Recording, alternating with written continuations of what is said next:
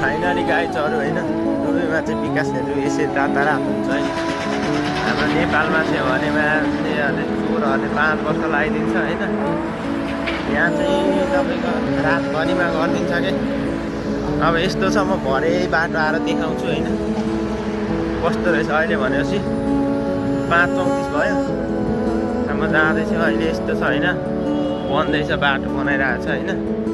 यस्तो सेफ्टीका साथ बनाइन्छ। कहिले गाडीहरू प्लिक हान्दै होइन यसरी पर बनाइरहेको छ। भरे आएर म देखाउँछु होइन अनि कतिको रहेछ। एउटा हाम्रो पुल बनाउनलाई 3-4-5 वर्ष लाग्छ, तर यहाँ 5 महिनाभित्रमा जस्तै पुल भए पनि फिनिस गरिदिन्छ है।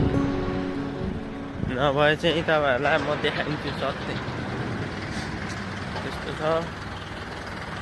यता छ नि गाडीहरू परेदेखि ल्या पर सिग्नलदेखि नै रोकिरहेको छ है। बाटो यो ढलहरू फुटेको थियो कि यस्तो चर्किएको थियो यहाँ, यो चर्किएको थियो। अब यो चर्किसकेपछि चाहिँ यहाँ बनाइहाल्छ फेरि, अलिकति केही देख्नु पर्दैन, यहाँ चाहिँ बनाइहाल्छ। हाम्रो नेपालमा चाहिँ पहिले गएर जाँदा बाटै छैन भने नि 2 दिन 3 दिनमा हो। यहाँ चाहिँ एकदम विकास चाहिँ रातारात हुन्छ क्या, रातारात एकदम फास्ट।